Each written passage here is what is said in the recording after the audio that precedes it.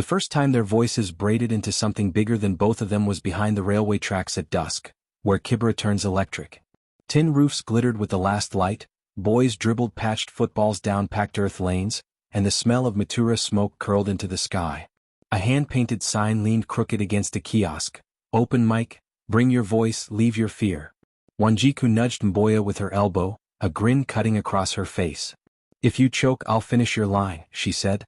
If I choke, he replied, it means I fed you my fear instead of my fries.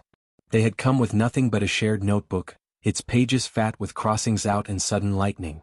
Their poems were stitched from Matata slogans and gossip, from sermons that spilled onto alleys and the quiet ache of school fees unpaid. On other evenings they had sold chapati at Wanjiku's mother's stand, coins clinking into an old margarine tin. But tonight they had decided to spend the coins on time instead of food. Time to speak, to test whether the secret thing between them had weight in the world. The crowd was a ragged circle of kids, mechanics, aunties with plastic cups of chai, a conductor still wearing his fluorescent vest. The mic was a battered silver thing taped to a broomstick. Wanjiku went first. She didn't ask permission from her knees, she walked into the circle like a storm measures its own thunder. My name is Wanjiku, she said, and my city is a crowded drum. Laughter, then silence, then that small forward lean that means a crowd is ready to be devoured. She spoke about waking up to buckets banging at the water point, about counting the ribs of a dog and counting the ribs of a dream. Her words flipped like fish on a wire, each shining for a second and then joined to the next. She said, we are all waiting rooms, we are all arrivals, and Mboya felt something kick in his chest. It wasn't jealousy. Not yet. It was pride blooming with a sting like hot tea too sweet to stop drinking. When she finished, she looked at him as if tossing him a rope across a river. He caught it. He stepped into the circle and took the mic and stared at the scuffed toes of his shoes until the laughter died into a hush. My name is Mboya, he began, and my father taught me to fix radios. If I can tune dead stations back to life, maybe I can tune a nation. The line surprised even him. He rolled on, speaking of solder and sparks, of songs trapped in copper waiting for a patient hand. He spoke of teachers who ached to teach but were paid in patience and chalk dust. He spoke of a boy who wanted to be an engineer because he was tired of hearing there was no signal where he stood. Halfway through he faltered. Words thinned. His mouth went dry the way the taps do when politics changes direction. Wanjiku's throat moved with the lines he had forgotten. He saw her lips shaping the syllables, feeding him. He picked the thread and pulled it through. When he landed the final couplet, if home is a frequency, then speak till the static becomes song. The circle broke into claps that felt like rain after a long ash-blue afternoon. They did another piece together, call and response, hearts catching each other midair. They used their bodies like punctuation, a hand slice for a comma, a step forward for a full stop, a breath for a question mark. When they bowed, a woman with hair wrapped in bright kitenge pushed through and held their hands up like they had won a fight. You two are a duet, she said. Not just poems, promise. After the crowd thinned, after the broomstick mic leaned lonely again, they sat on the railway sleeper, sharing a warm soda. Night unzipped over the roofs.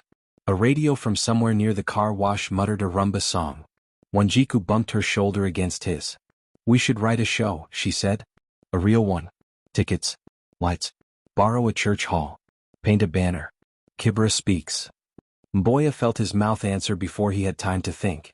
We will, he said. And we'll pack it. On the way home, they unwound their path past burning trash and kids in slippers, past men arguing about Arsenal. They talked about stages like they were places you could build with scrap wood and stubbornness.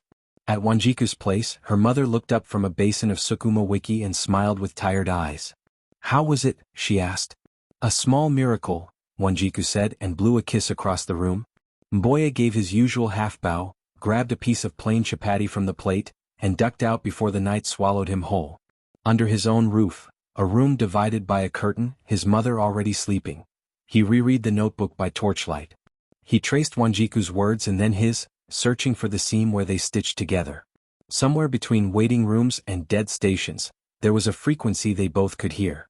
He fell asleep with the torch still on, face open to the future like a window you forget to close because the breeze is too good. By morning, the breeze had become a rumor. The man who ran the internet cafe on the corner had filmed their set and uploaded it, shaky but audible. A boy ran to the chapati stand, breathless and bright, to say the video was already being shared in WhatsApp groups called things like Truth Seekers and Nairobi Spoken. That line about tuning a nation, He said, tapping his chest. I felt it here. Wanjiku and Mboya looked at each other, the same thought curling in both stomachs, light and heavy at once. Fame was a doorway made of paper. You could walk through it. You could also tear it just by breathing too hard. They went to school in a quiet blaze. The principal, who usually only smiled at inspectors, called them into her office and offered tea, real tea with sugar. I heard you two are ambassadors now, she teased. Just remember where your passports were printed. On the notice board, a new flyer appeared for the annual Nairobi Youth Arts Festival, auditions next month. At break time, classmates asked for selfies. A boy from Form 4 asked if they could write a love poem for his girlfriend who loved Manchester United more than she loved him. Wanjiku took the request like a queen accepting tribute. We charge in smiles, she said, and the boy gave his best. That night, the open mic behind the tracks hummed again. This time the broomstick mic felt like a scepter. Wanjiku looked at him, mischief in her eyes. Ready to leave your fear? She asked. Already left it, he said. They stepped forward together and the circle widened to let them in. Kibera speaks. The idea for their show grew like a rumor you water. Whispered in metatus, scribbled on desk edges, stretched across evenings until it touched both ends of the neighborhood. Kibera speaks. They called it because they wanted the title to feel like a door anyone could walk through with muddy shoes. They found a church hall near the toy market, its walls painted with Bible scenes and its floor tiled with the kind of white that does not stay white. The pastor agreed to lend it for a Saturday night if they promised to end before prayers began and to leave the sound system as they found it. And put God somewhere in your lines, he added, wagging a gentle finger. He likes a cameo. They drafted a set list that moved like a matata route, stopping at heartbreak, politics, forgiveness, school fees, floods and football. Wanjiku handled the promo like she was born wearing a badge and a headset. She roped in a cousin to design a poster on a cracked laptop. Two silhouettes back-to-back, microphones raised, the skyline of Nairobi drawn like heartbeat spikes. Mboya handled logistics, which in Kibera means knowing who to bribe and who to borrow from and who to avoid. He borrowed fairy lights from a wedding planner auntie. He bribed the caretaker with airtime. He avoided a man named Jaggy who charged for everything including advice. They rehearsed in Wanjiku's courtyard under a sky of clotheslines. At first they stumbled over each other's breath, turning each other's commas into periods. Then they learned the choreography of listening. When her voice lifted, his would sit low like a bass line. When his anger sharpened, hers would open into a story that held it. Their favorite piece was one they called Map. In it, Wanjiku traced Kibera with her palm. Railway left like a scar, school here like a bright tooth, river stinking but singing, while Mboya drew wires in the air, mapping how sound moves through tin and hope. The ending always left them breathless. If you need a map to find us, draw a mouth. If you need a home, speak, we'll build it from your vowels. Tickets were hand-torn paper squares they sold at the water point and the Boda stage. 50 bob if you promise to clap, free if you promise to tell your auntie. The week of the show, a journalist from a small arts blog appeared with a phone and big eyes. He asked for quotes.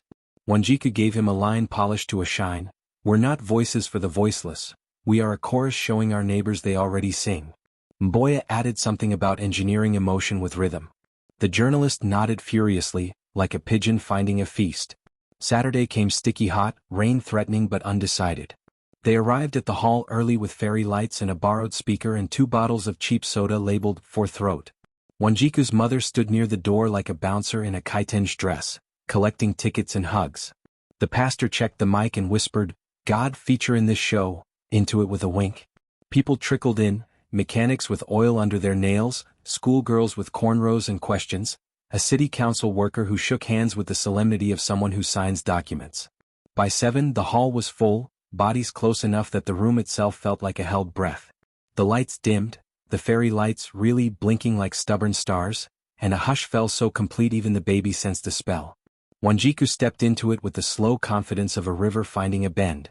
Good evening, she said, and welcome to our mouth. Laughter, relief. Mboya joined her, shoulders squared, eyes bright. They launched Map. The room listened like it had paid twice. When Wanjiku said, a mother counts coins like rosary beads, an auntie in the 4th row sighed loud enough to be a line break. When Mboya said, we tuned the city from the edges in, a boy near the aisle whispered, Io. That's it. Piece after piece landed. Floodplain, had the room nodding, people remembering the brown water that had kissed their ankles and then climbed to their rib cages. Receipt cracked jokes about school bursars that soften the sting of fees. In the third row, a man with a leather cap wiped his eyes when Wanjiku said, "Fathers are bridges. Some hold, some shake, some are just the story of a crossing." Between poems, Mboya introduced a surprise guest. Mama Ndura, the market storyteller with a voice like gravel and ginger. She told a 2-minute tale about a hyena who tried to eat a song and starved. The room howled. At the end they did Promise, the duet from the railway. This time the broomstick was replaced by a real mic stand, but they still treated it like a staff they shared, passing power between palms. Their last line hung in the air longer than air usually allows. Silence as thick as porridge. Then a roar, cheers, ululations, the clap-stomp rhythm of joy. The pastor lifted both hands as if to catch a blessing that was already running everywhere. Outside buyers waited for them. Not buyers of bodies or votes, buyers of possibility. A woman in a blazer introduced herself as Ms. Aking from an NGO that ran art scholarships. "We have a program," she said, "for youth who turn story into service. What? Or better, let me nominate you." A man with a lanyard from a radio station handed them a card. "Come perform on air," he said. "We do community voices on Wednesdays." A younger guy with a sharp fade who smelled like expensive soap smiled with teeth so white they seemed backlit. "Name's Casa," he said. "I manage artists. You too? Fire. Let's talk. Bigger rooms, bigger money. I can take you past the river." Wanjiku felt her heart carry two feelings at once, a balloon and a stone. She wanted the radio, the scholarship, the bigger rooms. But she also wanted to control who narrated their story. "We'll call," she said, collecting cards like charms. Mboya's eyes glittered dangerously at the word money, a glitter born of all the times he had seen his mother count dreams like salt. "Bigger rooms," he echoed under his breath, as if testing how the syllables fit in his mouth. They walked home under a sky now certain about rain. Kibera smelled like wet metal and frying onions. Behind them, the church hall glowed and then dimmed. Ahead, the narrow paths filled with shiny stones. "We did it," Wanjiku said, both shy and sure. "We did," Mboya replied and gripped the shared notebook like a passport. Monday flipped the switch from applause to routine, but the routine felt altered, like the radio had moved one notch and suddenly the same station hummed with more bass. On the way to school, people greeted them not by name but by lines. "Waiting rooms," a plumber shouted, laughing. "Dead stations," a Mama Mboga grinned. Mboya didn't mind.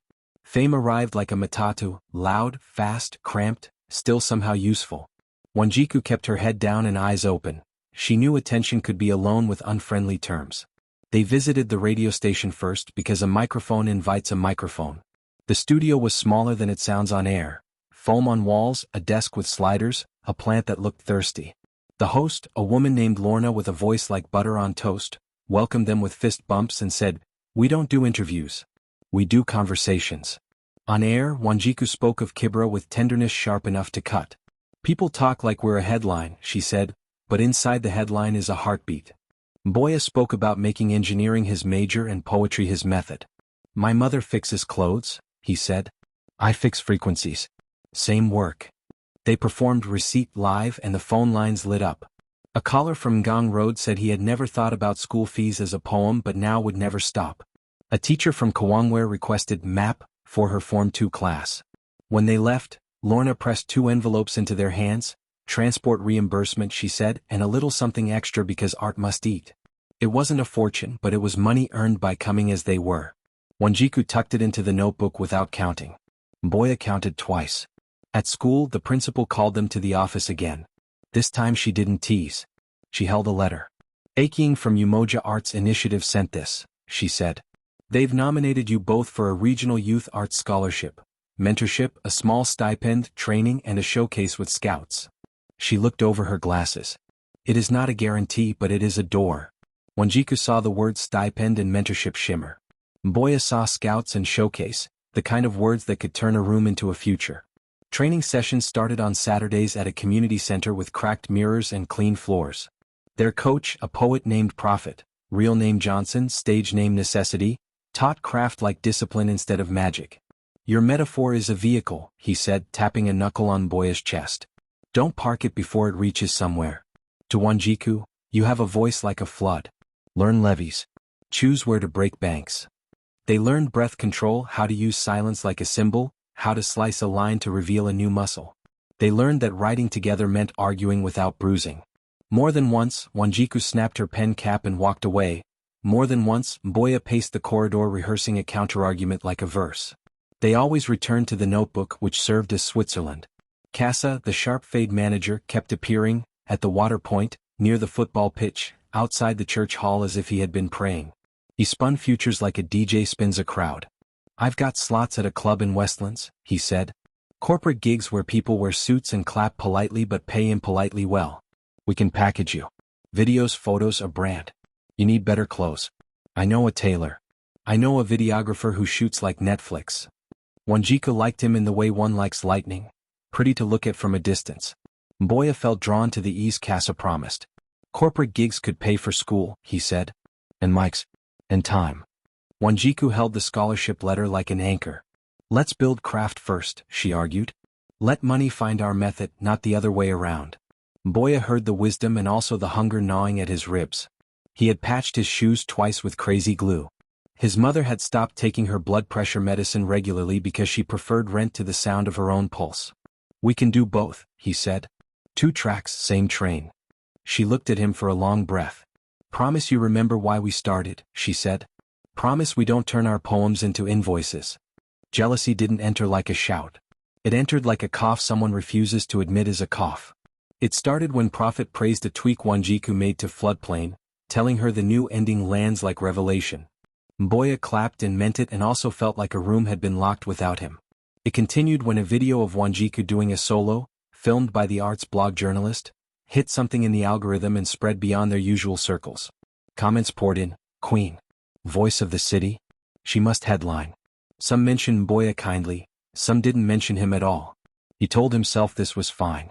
He told himself the duet mattered more than the solo. But the cough persisted.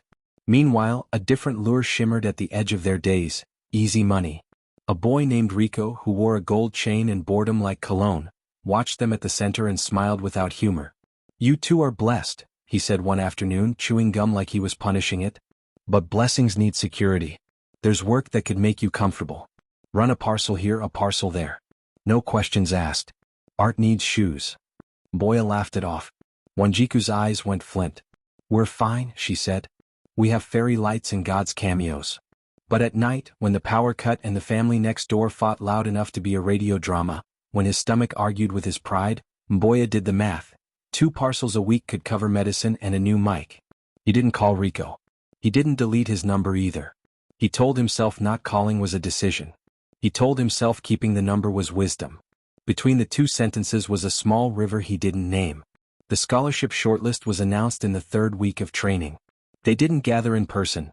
Prophet read the names in the WhatsApp group with drummer's timing. Amina. Joseph. Wanjiku. Mboya. Relief and joy flooded. They typed emojis and hallelujahs. Prophet added, "Showcase in 2 weeks. Judges from universities and a record label. Bring your chest, not your fear." Casa sent a DM with fire emojis and a question. "Big rooms?" Rico sent a single message with a money bag and a clock. Wanjiku sent a prayer hands to her mother and then a message to Mboya. "We go together. We shine together. If I get light first, I'll tilt the lamp." He typed back, "Same." He meant it. Mostly. The cough climbed his throat again, dry and irritating. He drank water and rehearsed. The showcase was held in a refurbished cinema downtown where the seats still remembered old posters and popcorn ghosts. A banner hung over the stage, Umoja Arts Initiative, Youth Showcase. Logos smiled from every corner. A bank, a telecom company, a university with a Latin motto that sounded like an expensive password. Backstage smelled of hairspray and nerves. Performers tuned guitars, stretched hamstrings, prayed aloud. Wanjiku warmed her jaw with tongue twisters. Kibera's bright bricks break bleak breath. Mboya checked cables that weren't his, half out of habit, half out of the comfort of wires obeying logic. Prophet gathered them in a circle. "Listen," he said, voice low. "A stage is a mirror. It will show you what you are already practicing in private. If you practice fear, it will show you fear. If you practice witness, it will show you a city watching with you. Remember your first yes. Remember your why." He looked at Wanjiku and Mboya like a father looks at a cliff his children must jump from to learn they can fly surfaces. "Breathe," he said. "Begin." They were slotted third, early enough to dodge headliner fatigue, late enough to let the room warm. The first act, a boy with a guitar, sang a song about floods that had Wanjiku closing her eyes. The second, a dancer in red, cut the air into sharp slices and stitched it back. Then Prophet called their names and the hall tilted toward them. Spotlight. Microphones like lighthouses. The little red light on a camera that meant their words could travel far and forever. They opened with map, because maps are for arriving. It landed. They followed with a new piece, Receipts of Mercy, weaving stories of women who turned borrowing into art and men who turned apology into architecture. The judges, 3 at a table with pens poised, watched with faces trained to reveal nothing. Wanjiku felt heat climb her neck, she cooled it with breath. Mboya felt his hands shake, he anchored them on the stand. For their final piece they chose Promise, the duet that started it all because origin stories are spells. Halfway through Promise, on the line where Wanjiku says, "If I fall," and Mboya is meant to catch with, "I will turn my falling into flight," Mboya's voice did not arrive. The silence snapped like a twig underfoot in a quiet forest. Wanjiku's eyes cut to him, surprised and steady. He froze. Not just performance freeze, an inner freeze, a small ice age triggered by a glance he had caught from a judge, admiration aimed at Wanjiku alone, or so his fear translated it. The cough of jealousy, unadmitted so long, took its first full breath. 1 heartbeat. 2. Then Wanjiku did what she had promised behind the railway tracks months ago. She threw him a rope. She repeated her line with a different angle. "If I fall, will you hold the sky for me?" And flicked her fingers toward him like a conductor begging the brass to come in. He grabbed the beat like a lifeline. "I will turn my falling into flight," he said, voice rough but rising, "and call your name till the air remembers." The audience didn't know they were watching a rescue. They only knew they were watching an honest thing wobble and then steady. They finished to strong applause that felt earned, not automatic. Backstage, Mboya's chest heaved, shame sprinting in circles inside him. "I'm sorry," he said. Wanjiku squeezed his hand once, hard. "We are not machines," she replied. "We are weather." Prophet hugged them both and whispered, "You recovered with grace. That matters as much as landing clean." Results were slated for the end of the night, because suspense is event management's oldest trick. They sat through the rest of the showcase with their names buzzing like stubborn mosquitoes. In the row behind them sat Casa, somehow everywhere, legs stretched into the aisle like he owned it. He leaned forward. "You two are raw steak," he murmured. "The city wants cooked. I can plate you." Wanjiku smiled without humor. "We like our own kitchen," she said. Mboya said nothing, grateful and resentful of the rescue in equal measure. Finally, the judges returned with envelopes. The host did the dance, thanking sponsors, praising youth, calling for patience. Then names. 3rd place, applause. 2nd place. A girl who juggled spoken word and violin took it, deservedly. 1st place. Wanjiku and Mboya, Kibera speaks. The hall leapt. They stood, stunned into slow motion, then remembered how to move. On stage, they accepted a certificate, a modest check, a promise of mentorship, and the shimmer of possibility. Cameras captured smiles that had truth threaded through them like wire. After the crowd thinned and the banner sagged, a woman with careful hair approached, flanked by 2 assistants with clipboards. "I'm Dr. Weeksa from Eastlands University," she said. "We offer competitive art scholarships. Your duet intrigues us, the engineering metaphor especially. We are shortlisting candidates for interviews. I strongly encourage you to apply." She handed them cards embossed so deeply the letters felt like braille. "We're looking for voices that build bridges," she added. "I think you two already are one." Then, like rain that arrives after you've just laid out laundry, Casa reappeared with Rico in tow, old friends in the way snakes sometimes share a rock. "Congrats," Casa said, clapping Mboya on the shoulder a touch too hard. Rico grinned, gum moving. "Winners deserve wins," he said. "Let's talk business to match the poems." Wanjiku's eyes narrowed. "Another day," she said. "Tonight we walk home with our mothers." Casa's smile didn't dim. "Another day then. Don't take too long." Doors closed without warning. They left the cinema into a night that smelled like rain and taxis. The city's main street shimmered with neon and tail lights. They walked in silence for a block, holding the certificate between them like a fragile animal. Finally Wanjiku spoke. "What happened on stage?" she asked softly, no accusation in it, only care. Mboya's throat tightened. He could say nerves. He could say glare. The truth knocked, the cough with a name. He tried and failed to open the door. "I don't know," he said.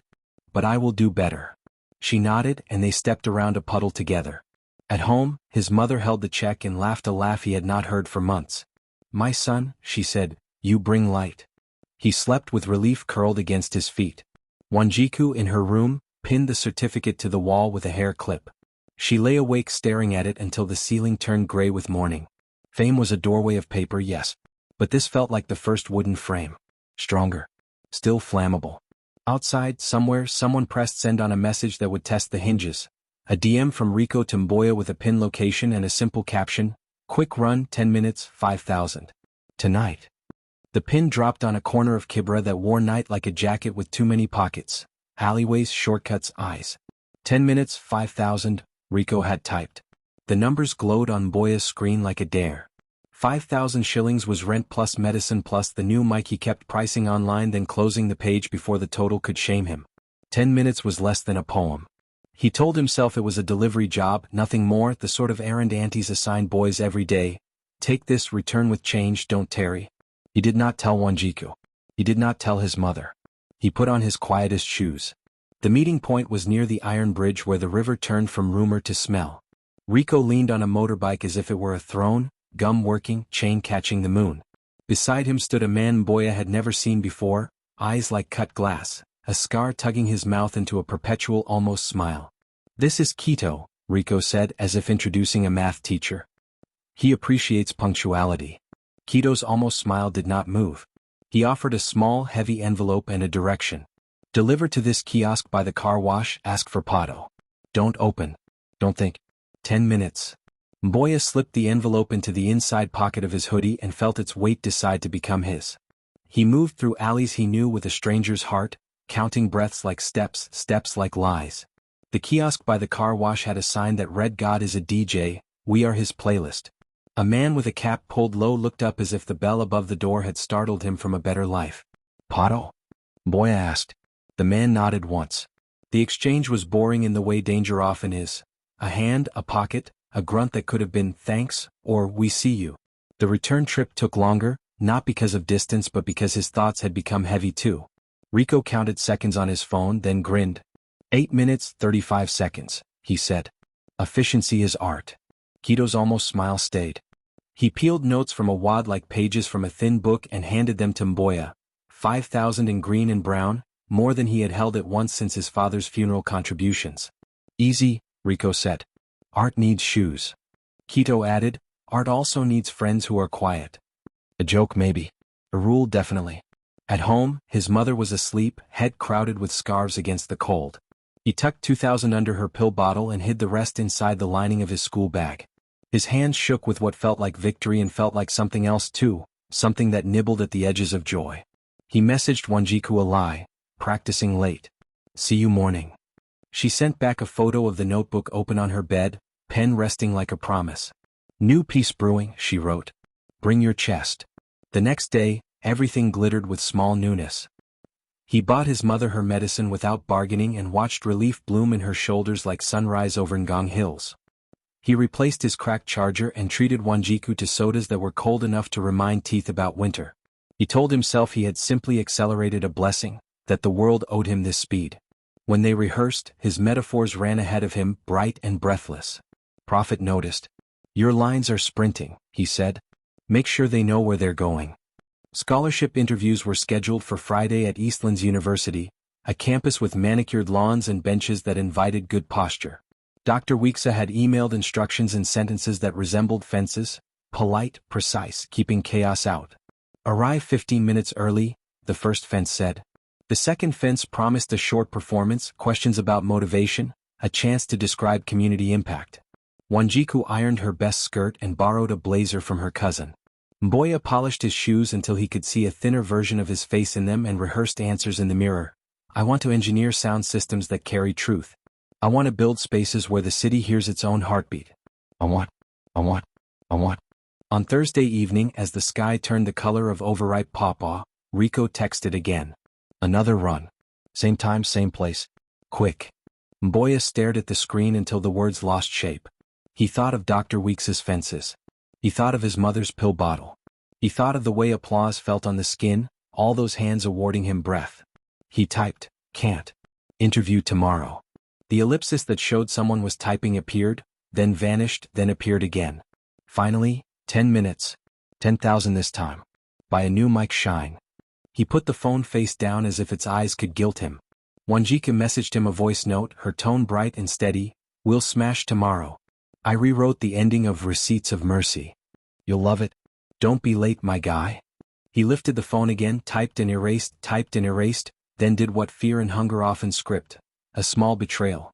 10 minutes, he told himself. No one will know. The second run wore a different face. The same pin, the same bridge, a different envelope. Thicker, hotter in his palm. Keto was absent. Rico brought a new partner whose laugh sounded like a bottle opening. Don't worry, the partner said, clapping Mboya's shoulder. We're all family here. The drop point had changed. A hair salon near the tracks, wigs smiling in the window, Rihanna's face cut from a magazine and taped to the mirror. The woman behind the counter accepted the envelope with a sigh and a glance too sharp to be about hair. On his way back, he noticed blue lights where no celebration was happening. A police Land Cruiser idled near the bridge, officers restless, the night suddenly full of clipboards and suspicion. He slipped into shadow the way a cat slips under a gate and forced his breath to learn quiet. 2 men in plain clothes questioned a young guy with a backpack that looked like every school bag in Nairobi. The blue lights made acne into a map on the boy's cheeks. Where are you coming from? An officer asked. Salon, the boy said. To see my auntie. Mboya swallowed the lie like a shard. He took a longer route home, the envelope's absence feeling heavier than its presence had. Rico messaged him a single thumbs up and then a photo of a pair of white sneakers with the caption, soon. He did not sleep much. He woke before his mother and ironed his shirt again even though it didn't need it. He tucked the 10,000 into his bag, intending to pretend it had come from a donor, a gig, a providence. Lies love intentions. Eastland's University smelled of cut grass and ambition. Students passed with lanyards and laughter, architects in training weighing the sky with their eyes. In the waiting area outside the interview room, candidates sat trying to look both unique and harmless. Wanjiku squeezed his hand. Partners in honesty, she whispered.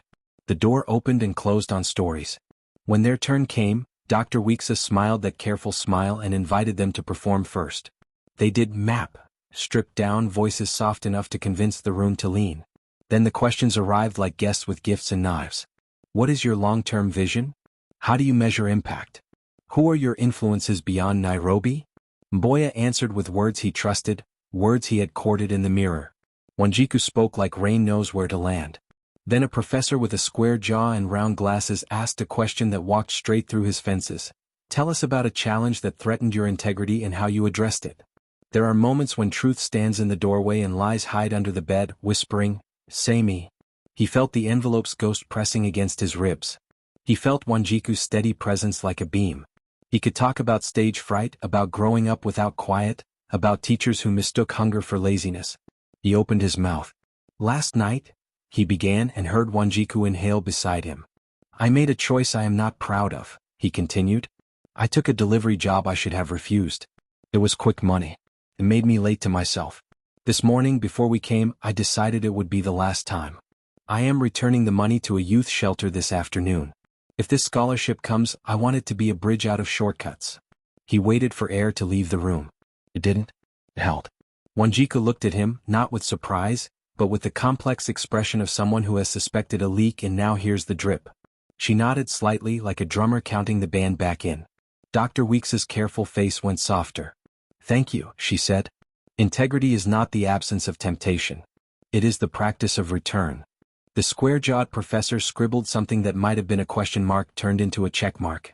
Outside on the lawn, Wanjiku walked him to a quiet bench. How long? She asked. He counted out the truth. 2 runs. 10 minutes, 5,000. 10 minutes, 10,000. Fear and hunger. Shoes and medicine. I'm sorry, he said, the words raw. I told myself I was paying for breath. She listened with her whole face. We cannot build a bridge with rotten planks, she said finally. But we can still build. Return the money. And tell Rico we write our own scripts. He nodded, relief punching through shame like light through clouds. They walked to a youth center Wanjiku volunteered at on weekdays, where a weary woman accepted his envelope with a blessing that felt like a bomb and a warning. God sees, she said. So do we. That evening Mboya messaged Rico, I'm out. The typing ellipsis became a hailstorm. Out of what? You think it's a game? We helped you. Family. He turned off his phone and opened the notebook. Wanjiku wrote the title of their new piece at the top of a fresh page, Return. They wrote like people who had been forgiven and had to learn how to deserve it, line by line. Kibera holds news the way a sieve holds water, loosely, loudly, everywhere all at once. By Sunday afternoon, rumors had dressed and gone to church. Someone said they'd seen Mboya with Rico near the bridge. Someone else said he'd been questioned with a boy carrying a backpack. A third someone added details invented for spice. Wanjiku knew how stories metastasize, she also knew how to cauterize. She called a small circle, Prophet, Mama Nduta, the pastor, Lorna from the radio. "We will say the truth before the lie finishes its makeup," she told Mboya. He agreed, stomach tight as a fist. They chose the church hall, the same room where fairy lights had first made their words look like stars, and hosted what they called a listening. No tickets. No microphones. Chairs in a circle. Tea in plastic cups. People came out of love and out of curiosity, which in neighborhoods like theirs were siblings. Prophet opened with a parable about a fisherman who once stole a net and then spent a lifetime weaving new ones to repay the river. Then Wanjiku stood, hand on the notebook. "We make mistakes," she said, simple as bread. "We repair them." She nodded to Mboya. He stood too, voice steady the way a bridge is steady because engineers learn from collapse. He told the story without drama, hunger, a choice, a return. He said the words, "I'm sorry," without embroidery. Silence held. Then Mama Nduta harumphed, her version of applause, and said, "We have all eaten from the wrong pot once." Aunties murmured. A mechanic scratched his chin and said, "The boy returned the money, Asindayo? Right?" "Ndio," Wanjiku confirmed. The pastor, who liked cameos, asked them to perform something as a benediction. They did return, raw and new voices seemed showing honest. When they finished, the room exhaled the way rooms do when they've decided to stay family. Casa arrived late as if to ensure the attention had pooled. He leaned in the doorway, that practiced grin like a shop sign. "Crisis management," he joked afterward, clapping Mboya's back. "But real talk, you need me now more than ever. We build a brand that is too clean to stain. Corporates love a redemption arc." Wanjiku smiled a sharpened smile. "We are not God's PR," she said. "We are just mouths." Casa's grin thinned. "Mouths still need microphones," he said, and slid a card into Mboya's pocket as if bribing destiny. Dr. Weeksa emailed Tuesday evening, "We are delighted to offer you both provisional scholarships, contingent on continued participation and final showcase performance next month." The subject line wore a small crown. "Congratulations." Mboya printed the email at the internet cafe and taped it above his bed where the ceiling had been repaired with cardboard. His mother cried tears that scolded and baptized at once. "No more short roads," she said. "We will climb the hill with our legs." Training intensified. Prophet ran them through drills that made breath a science and a sacrament. He paired them with a choreographer named Kendi who believed feet could punctuate better than exclamation marks. "Use the floor," she told Wanjiku. "Claim the space that tried to shrink you." To Mboya, "Your shoulders are holding secrets. Set them down.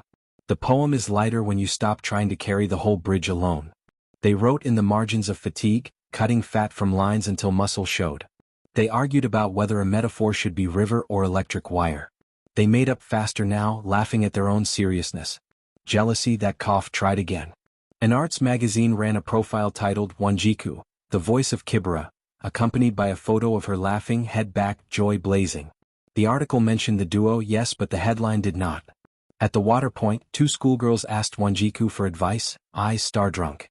"What about me?" one added to Mboya, half joking, half honest. He smiled and gave them a tip about breath control.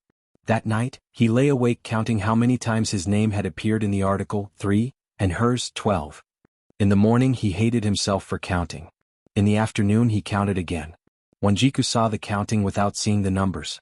She started inviting him to take the landing lines she used to keep. She introduced him at shows with a flourish that turned his name into a drum roll. She did not do this as pity, she did it as architecture, building a structure that held them both. He noticed. He loved her for it in a way that did not yet have a name, a way that lived between rib and rumor. He wrote a line in the notebook and crossed it out twice. "I love you like a city loves its river, messily, inevitably, always in danger." He put the page away.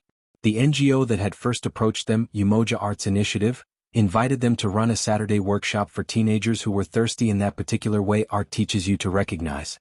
They spent the morning coaxing metaphors from mouths, teaching shy boys to look up and girls to take up more sound. A quiet girl in a yellow dress wrote a line so clean it took Wanjiku's breath. My mother's hands are the first house I lived in. After class, a boy sidled up to Mboya and asked in that casual tone that hides emergencies, "Bro, if someone offered you quick money just to help at home, what would you do?" Mboya did not preach. He told the truth like a friend tells news. I did. It hurt. I returned it. The hunger doesn't vanish, but the mirror stops spitting. That afternoon, as they packed chairs, Rico appeared at the door of the community hall like a stain on fresh paint. He wore a new jacket, the kind that announces itself. You think you're better? He asked softly, which is always how the worst questions arrive. You think words will keep your mother healthy? Wanjiku stepped between them, a line break you can't cross. He said he's out, she replied. Rico considered her and smiled, a slow thing that loved its own reflection. Y'all going to the final showcase next month? He asked. Big room. Bigger than your little church. Would be a shame if disruptions spoiled the vibe. He tapped the flyer on the wall with one finger, then left, taking cold air with him. They walked home in a silence that scraped. At the bridge, Mboya finally spoke. I did this, he said. I opened a door to a room I don't want. Wanjiku shook her head. He opened that door. You knocked. You also closed it. Now we lock it. She lifted her chin toward the skyline. We'll tell Prophet. We'll tell the pastor. We'll tell Lorna at the station. Light grows in a circle. The radio show that week turned into a town hall. Lorna invited callers to talk about shortcuts and the cost of integrity. People told stories like scars. A boda rider who turned down a cargo job and slept hungry. A nurse who reported a bribe and lost a shift but kept her sleep. Lorna closed the show by naming them keepers of the slow road. We'll get there, she said. Our feet know. Casa, ever the weather vane for opportunity, pitched them a corporate gig for a bank's youth program. Clean stage, great pay, tasteful backdrop. You do 3 pieces, shake hands, smile for photos, leave with envelopes. Wanjiku's instinct flared, corporates come with strings. Mboya's pragmatism answered, so do hunger and rent. They compromised like builders. We'll do it if we can choose our pieces, no censorship. Casa smiled as if he'd invented integrity. Done, he said. The bank stage was exactly as advertised. Polite lights, bottled water in neat triangles, a branded step-and-repeat wall where interns took awkward selfies. They performed map, receipt, and return. The applause was warm, the money warmer, the handshakes smelled like expensive soap. A head of CSR asked for a photo with the kids from Kibera, and Wanjiku made sure the caption later read Poets from Kibera. Words matter. After the gig, as they walked toward the Matata stop, Mboya stopped mid-sentence. Let's buy the mic, he said, sudden and sure. They detoured to a music shop near River Road where rows of microphones gleamed like obedient stars. The owner, a man with a laugh that folded you into a hug, demonstrated a sturdy model with a cord that looked ready for argument. They pooled their cash and bought it, then argued sweetly about who would carry it. We share, Wanjiku ruled, looping the cord over both their shoulders like a rope tying 2 mountaineers. Back outside, the evening flickered with city hum. They tested the mic in the alley just for the joy of it, Wanjiku whispering, "Hello Nairobi," and the mic answering, "Hello," like an old friend. A security guard down the block clapped once, then twice, a private applause. Mboya looked at Wanjiku, at the new rope they had chosen together, at the road still long and honest. He almost said the river line. He almost reached for her hand. Instead he said, "We keep building?" She grinned. "Till the bridge sings." That night, a message arrived from Dr. Weeksa. Final showcase theme, Cities We Carry. Prepare a 12-minute set. Surprise us. Casa texted a flyer mock-up he'd designed without being asked. Their faces over a skyline, the title in neon. Rico sent nothing, which was somehow louder than words. Prophet sent a voice note. Remember, a stage is a mirror. Keep practicing return. They opened the notebook. They wrote late, old words becoming new rope, new words learning the weight of promise. Somewhere in the city, rain rehearsed on roofs. Somewhere else, temptation paced. Under the fairy lights in Wanjiku's courtyard, they built a room where their voices could live and invite others in. They were not safe. They were not doomed. They were 2 mouths, 1 map, a mic and a bridge that grew by inches and choice. The theme hung between them like a question too large for 1 pair of hands. Cities we carry. Wanjiku read it aloud 3 times, each time stressing a different word. Cities we carry. Cities we carry. Cities we carry. Mboya paced the length of her courtyard, the new mic coiled like a pet snake in his palm. It's not just Nairobi, he said. It's Kibera. It's every place inside us. The cities in our heads, the ones we want, the ones we escaped. Wanjiku nodded. And the ones that try to escape us. They began with a list. Prophet had taught them the list trick. Start wide, trim narrow, then let the survivors build the backbone of your poem. They scribbled street names, smells, gossip. Mboya wrote Karanja Road, smell of diesel, boys gambling with bottle tops. Wanjiku wrote Toy Market, ripe mangoes, thieves who bless themselves before picking a pocket. He added Matatus with slogans that make you look twice. She added bridges built from gossip and mud. Soon the list was so long it was its own city. From the list they shaped pieces. One about the Matata conductor who recites scripture in traffic. One about a mother cooking ugali during a blackout, stirring by memory. They decided the set should be a journey, start in Kibera, travel through imagined cities and return home transformed. Like Odysseus, Mboya joked. Like onions, Wanjiku corrected. Layers. Training sessions became rehearsals for an odyssey. Prophet pushed them hard, stopping midline to demand, "Do you believe what you're saying? If not, start again." Kendi worked on movement, making them walk diagonally across the stage, meet at the center, break apart again. "Your bodies must map the journey," she said. Wanjiku learned to pivot like she was turning a corner. Mboya learned to plant his feet as if grounding an entire neighborhood. One evening after rehearsal, they walked to the new footbridge over the railway, a donation from a foreign NGO. It shone unnaturally clean against the rust around it. Mboya leaned on the railing watching trains crawl under. "When I was small," he said, "I thought cities were only the big buildings you see from the highway. Now I think the city is the way people remember your name when you're gone." Wanjiku smiled. "That's a line. Write it down before it runs away." They also had to decide whether to address the Rico rumor on stage. Wanjiku argued that silence might let it fade. Mboya feared silence would make it grow. In the end, they built a subtle confession into the third piece. "We have carried shortcuts like stones in our pockets, thinking they were keys." It wasn't an admission, but those who knew would hear it. Midweek, Lorna from the radio invited them to preview their set live on air. "Give people a taste," she said. "Make them buy tickets with their curiosity." They performed the opening poem, Karanja Road, Smell of Diesel, and took calls. A woman from Eastleigh said, "You made me see Kibera like a photo album, not a headline." A young man in Mombasa asked when they'd bring the show there. Prophet, listening from home, texted them, "That's how you carry a city." On Thursday night, Casa appeared again holding a mock-up poster in glossy print. "This is marketing," he said.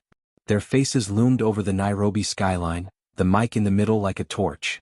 "Looks expensive," Wanjiku said. "It was," Casa replied smoothly. "An investor covered it. Just remember, big rooms like big names. I'll handle the business end, you handle the art." Mboya didn't answer, but the poster's sheen worked on him like perfume. Rico, meanwhile, was quieter than a cat planning something. Wanjiku caught sight of him once at the market, leaning against a fruit stall, watching them with the stillness of a photograph. She told Mboya that night. He nodded grimly. "If he tries anything at the showcase." He didn't finish the sentence. Wanjiku didn't ask him to. The final week before the showcase, the scholarship committee announced that winners would get not only full tuition but also a sponsored tour to 3 cities, Nairobi, Kisumu, and Mombasa, to perform and mentor youth. "That's a whole new bridge," Mboya said, trying not to imagine what losing would feel like. Wanjiku wrote Kisumu sunsets, Mombasa tides in the margin of the notebook, a prayer disguised as planning. On the eve of the showcase, they met in the church hall one last time, fairy lights blinking approval. They ran through the entire set without stopping, sweat turning the floor into a mirror for their bare feet.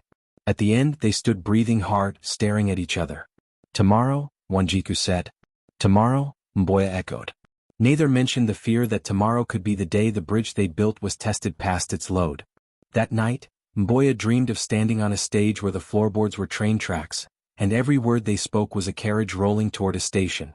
When he woke, dawn was breaking over Kibera, and the city was already in motion. The showcase eve in Nairobi was a city of contradictions.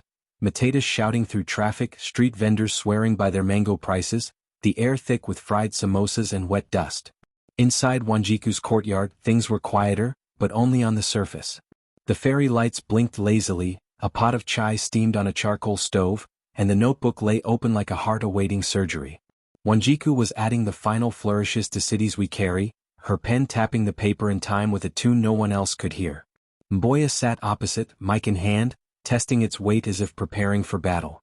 They had agreed to spend the evening together, going over every line, gesture and pause until the set lived in their bones.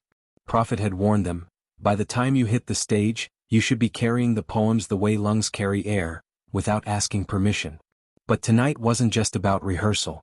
It was about keeping the nerves at bay, about holding the center steady while the edges of tomorrow tried to fray. I can't stop thinking about Kisumu, Wanjiku said suddenly, eyes still on her page. And Mombasa. Performing with the ocean at our backs. Can you imagine? Mboya nodded but didn't say he'd also imagined losing. Imagine the announcement going to another pair, another name printed on the certificate. He had rehearsed that disappointment too, just in case. We'll see it, he said instead. All 3 cities. We've come too far not to. The showcase was at the Kenya Cultural Center, a space that felt like it had swallowed 1,000 stories and was hungry for more. Seats for 400, a stage wide enough to let movement breathe, lights that could turn a whisper into a floodlight moment. They'd only been there once before as audience members watching a touring troupe from Ghana. That night, Mboya had counted every spotlight, wondering how many it would take to burn a hole in the fear that made his shoulders stiff. Tomorrow the lights would be theirs. Wanjiku's mother came out with a tray of mandatsi, her presence grounding them in a way applause never could. Eat, she ordered. Poems can't fill stomachs. She'd taken the day off from the stall to sew a kaitenj skirt for Wanjiku to wear tomorrow, orange and green, the colors vibrant enough to make their own introductions. Mboya's outfit was simpler, a crisp white shirt, dark trousers and a narrow kaitenj tie Wanjiku had insisted he borrow from Prophet. By 9 they had run through the set twice more. Sweat clung to their temples, their voices had the pleasant rasp of work well done. One more, Mboya suggested. Wanjiku shook her head. No. We stop here. Leave a little hunger for tomorrow.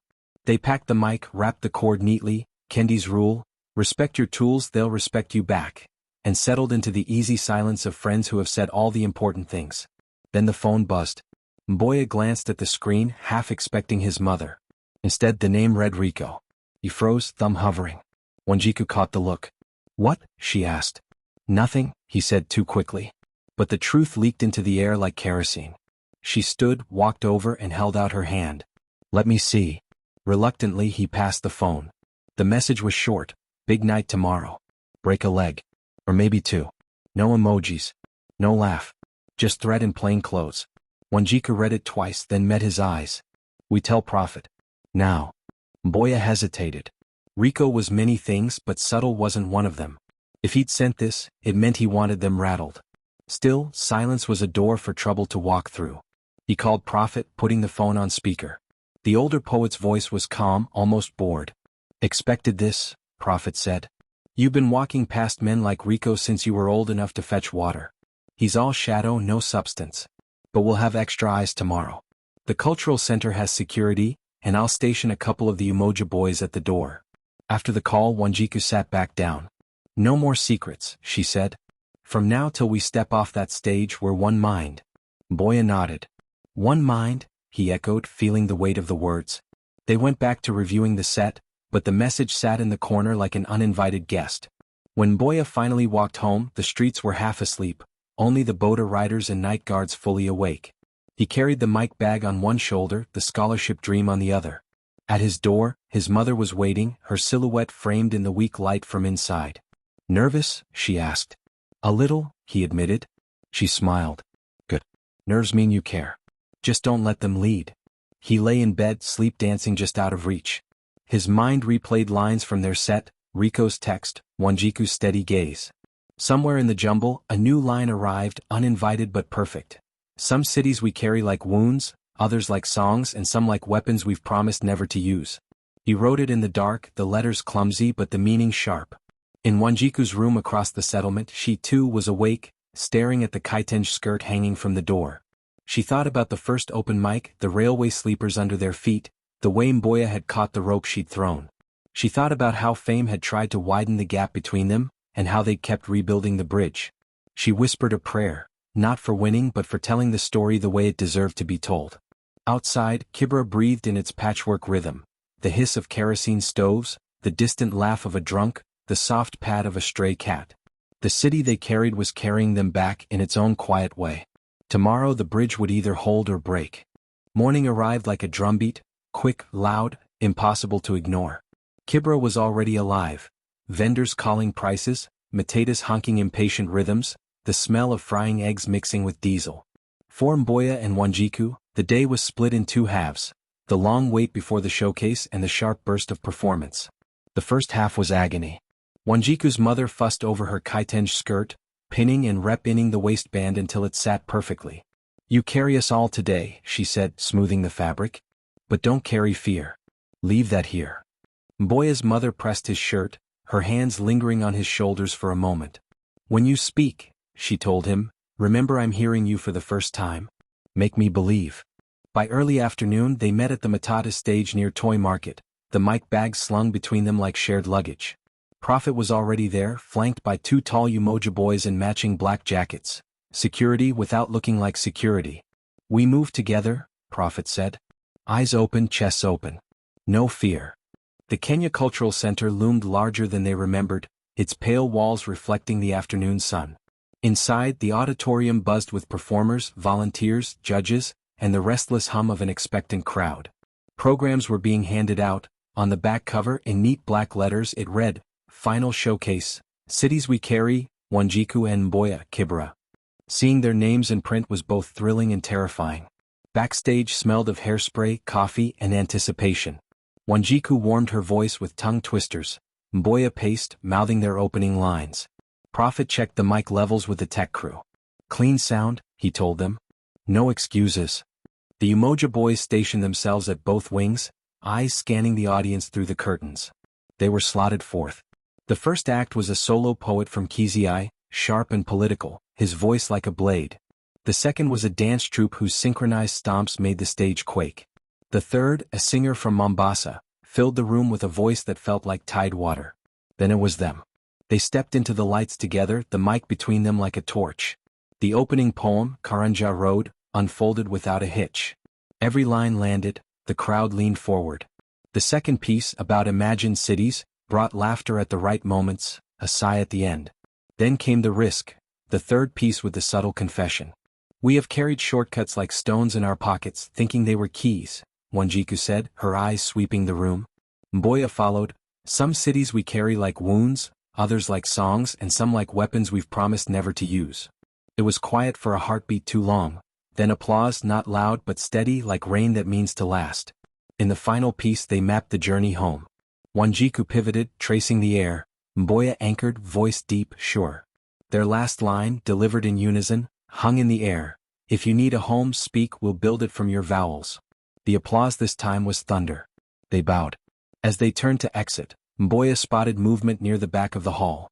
Rico leaning against the wall, smirking. But before the smirk could become action, one of the Umoja boys approached him. Words were exchanged, low, fast, unreadable from the stage. Rico shrugged, pushed off the wall and walked out. The bridge for now had held. Backstage, Prophet hugged them hard. "You built it," he said. "And it didn't break." Wanjiku exhaled for the first time all day.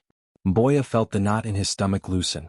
They watched the remaining acts from the wings, the tension now replaced by a strange, buzzing calm. They had done their part. Now the rest was in the hands of the judges, and, perhaps, the city itself. When the host returned to announce the winners, the hall was electric. Third place went to the Kizii poet, second, the Mombasa singer. And in first place, the pause was deliberate, cruel. "Wanjiku and Mboya, cities we carry." The room erupted. They stepped forward, nearly tripping over each other in their rush. Certificates, a check, the scholarship offer, all handed over under the bright, forgiving lights. Cameras flashed, the applause rolled over them like warm surf. Backstage afterward, Prophet handed them the mic bag. "Keep this one safe," he said. "It's seen history now." Outside, the Nairobi night was alive with possibility. The cultural center steps were crowded with people congratulating them, pressing hands, taking photos. Wanjiku's mother embraced them both. Mboya's mother, holding back tears, whispered, "Your father would have been proud." They walked to the Matata stage with the check tucked safely in Wanjiku's bag, the mic slung between them again. The city they carried was carrying them too, every step of the way. The next morning, Kibera woke up with their names on its tongue.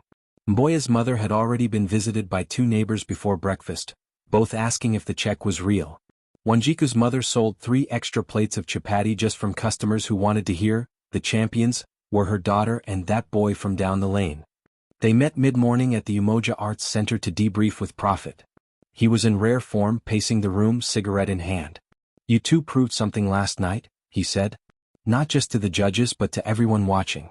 You turned a stage into a map, and now everyone wants to know where it leads." Dr. Weeksa from Eastlands University arrived halfway through, her heels clicking like punctuation. "Your scholarships are confirmed," she announced. "Full tuition, mentorship and the city tour. Nairobi, Kisumu, Mombasa." Her smile softened.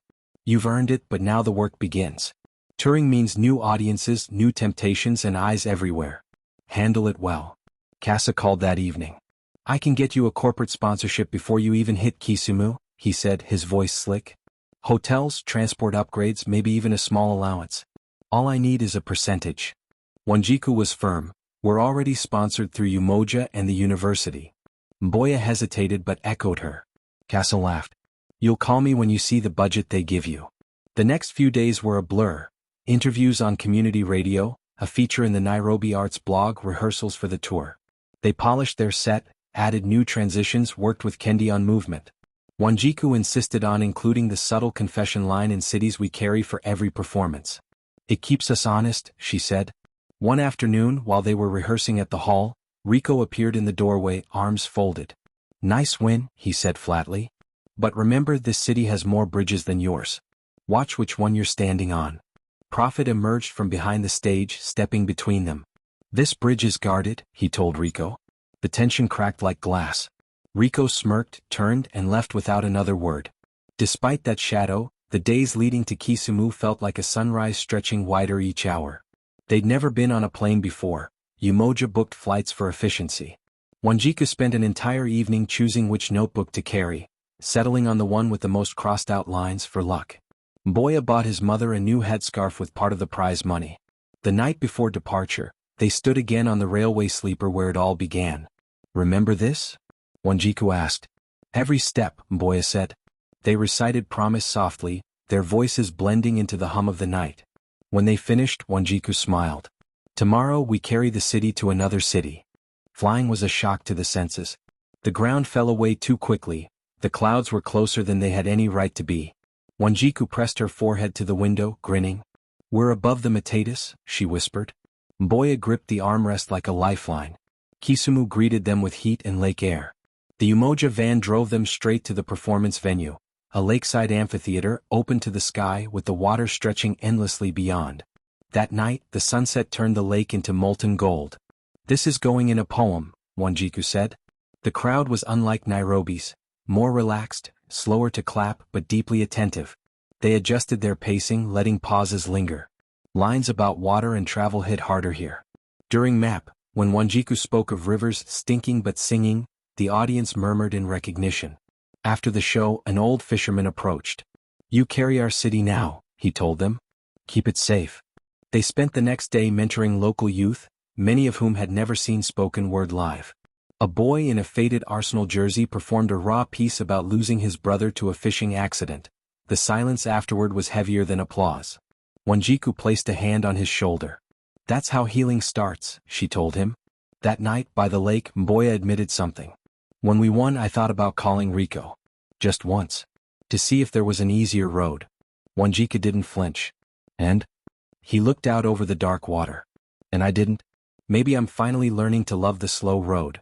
The flight from Kisumu to Mombasa felt like stepping from one story into another. The air changed first, thick with salt, carrying the tang of the ocean long before they saw it.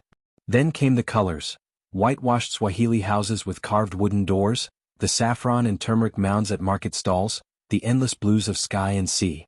For Wanjiku, it felt like walking into a postcard. For Mboya, it felt like stepping into a poem that had been waiting for them. Their venue was unlike anything they had experienced. A centuries-old Portuguese fort whose coral stone walls had seen battles, trade, and tides. The stage was set in the courtyard, under the open sky, with the sea wind flowing through the arches. "This place carries cities inside it," Wanjiku murmured, running her hand over the rough stone.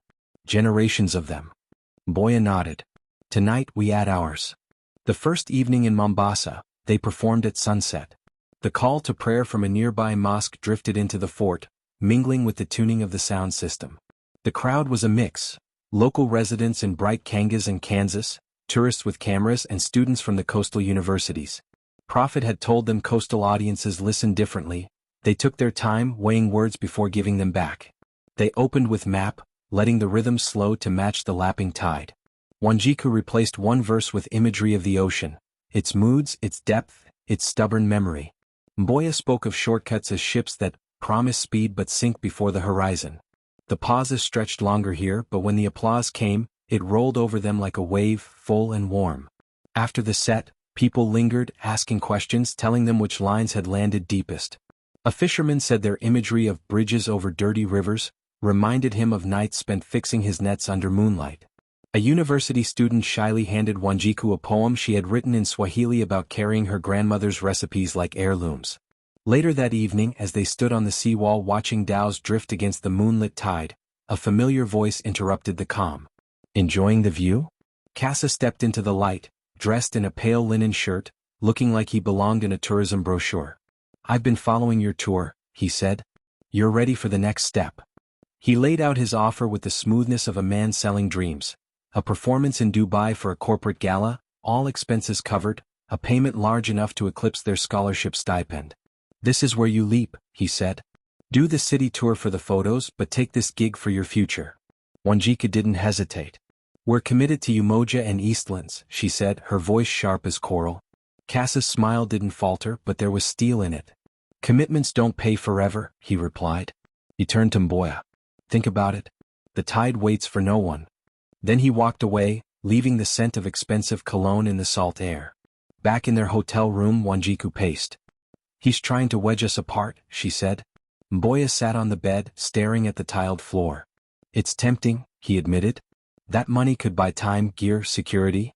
Wanjiku stopped pacing. "And it could cost us everything we've built. The bridge isn't worth it if we sell it to someone who will take it apart." The next day they ran a workshop at a youth center in Old Town. The kids came barefoot in uniforms patched with love. One girl stood out, slim with a hijab patterned in gold. When she spoke, her Swahili was liquid music, telling of her mother's journey from Lamu to Mombasa with nothing but a woven basket of spices. Wanjiku translated pieces for Mboya, who was captivated. When the girl finished, he offered her a line in return: "Your voice is a dhow, may it never fear the open sea."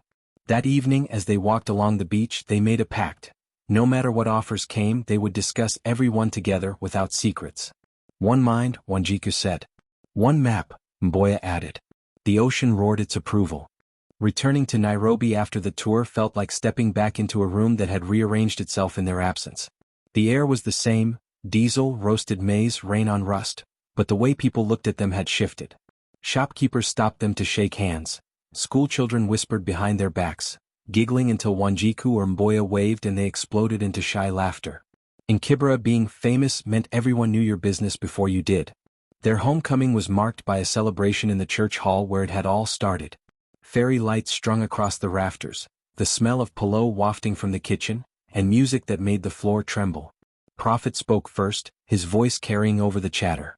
"These two have carried us to Kisumu and Mombasa, and brought the cities back in their pockets." He handed them each a framed photo of their cultural center win, taken at the moment their names were called. But fame carried its own gravity. Invitations began arriving almost immediately, schools wanting them for motivational talks, community events, small private gigs. Some were joint invites, others were not. Wanjiku was asked to speak at a women's leadership conference in Westlands, alone. Mboya was offered a role in a corporate advert for a youth employment program, alone. Both accepted, each telling themselves it was strategic exposure. It started as a faint shift, but soon the rhythm between them felt off.